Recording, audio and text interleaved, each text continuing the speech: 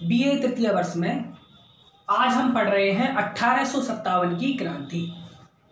1857 की क्रांति, इसको हम दो वीडियो में समाप्त करेंगे।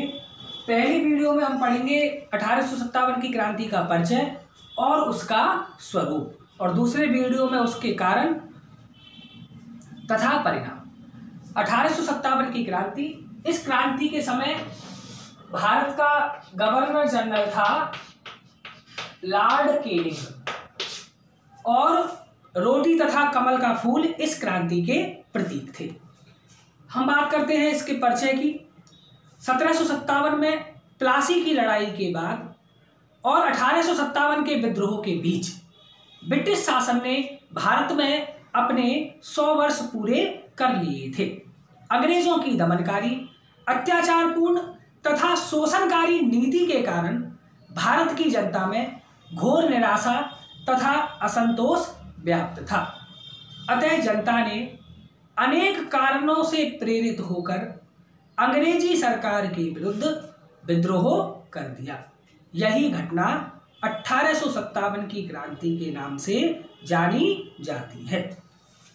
इस क्रांति का जो तत्कालीन कारण था वह था चर्बी युक्त कारतूस का प्रयोग करने से भारतीय सैनिकों द्वारा इनकार कर देना।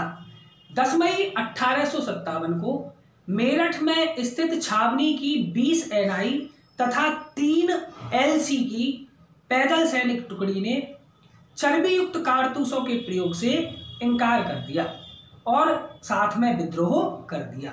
शीघ्र ही विद्रोह ने दिल्ली, कानपुर, लखनऊ, बरेली, जगदीशपुर, झांसी, अलीगढ़, इलाहाबाद तथा ग्वालियर को अपनी चपेट में ले लिया। विद्रोहियों के प्रमुख नेता थे रानी लक्ष्मीबाई, बेगम हजरत महल, तात्या टोपे, मुगल सम्राट बहादुर शाह जफर, कुंवर सिंह आदि। तत्कालीन कारण मैं आपको बता चुका हूं कि चर्बी युक्त कारतूस का प्रयोग इस क्रांति का तत्कालीन कारण था। अब हम बात करते हैं इस क्रांति के स्वरूप की। तो 1857 के विद्रोह के स्वरूप के विषय में विद्वान और इतिहासकार एक मत नहीं है। अधिकांश अंग्रेज लेखकों ने इसे मात्र सैनिक विद्रोह की संज्ञा दी है, जबकि भारतीय विचारकों ने इसको प्रथम स्वतंत्रता संग्राम कहा है।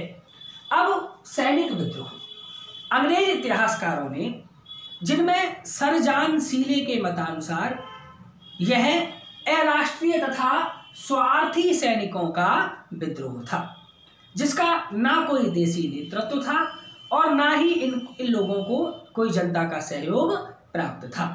इतिहासकार B.A. स्मिथ ने भी लिखा है कि यह एक शुद्ध रूप से सैनिक विद्रोह था, जो संयुक्त रूप से भारतीय सैनिकों की अनुशासनहीनता और अंग्रेज सैनिक अधिकारियों की मूर्खता का परिणाम था। इस प्रकार विदेशी इतिहासकार इसे सैनिक विद्रोह मानते हैं। अब हम इसके विपरीत बात करें, जबकि भारतीय इतिहासकार शशि भूषण चौधरी ने इसे सामान्य जनता का विद्रोह बताया है। भारतीय इतिहासकारों के मतानुसार यह एक सैनिक विद्रोह नहीं था, क्योंकि कई स्थानों पर जनता ने सैनिकों से पहले विद्रोह कर दिया था। तो पहला हम स्वरूप की बात करें तो पहले मत में आया सैनिक विद्रोह। दूसरा आता है मुसलमानों का षड्यंत्र। सर जेम्स आउटरम ने के अनुसार यह मुसलमानों के षड्यंत्र का परिणाम था, जो हिंदुओं की शक्ति के बल पर अपना स्वार्थ सिद्ध करना चाहते थे। उनके अनुसार मुसलमान मुगल सम्राट बहादुर शाह जफर के नेतृत्व में पुनः मुस्लिम सत्ता स्थापित करना चाहते थे, जबकि भारतीय इतिहासकार 1857 के विद्रोह को भारतीय मुसलमानों का षड्यंत्र नहीं मानते थे, क्योंकि इस क्रांति में देश के केवल 1/3 मुसलमानों ने भाग लिया था।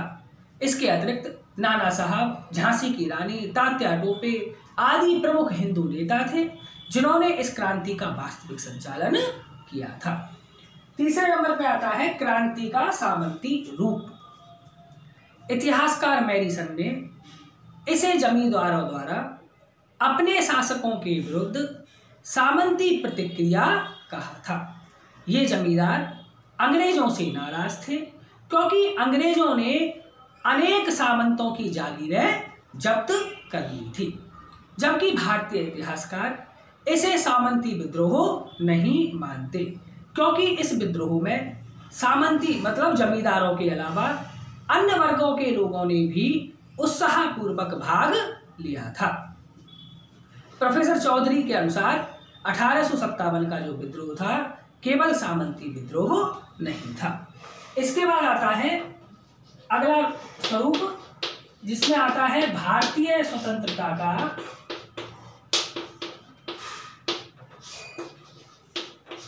पहला संग्राम।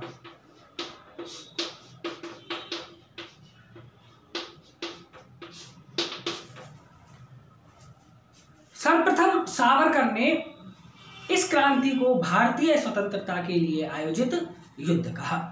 पट्टाभी सीतारमैया के अनुसार भी 1857 का महान आंदोलन भारत का स्वतंत्रता संग्राम था।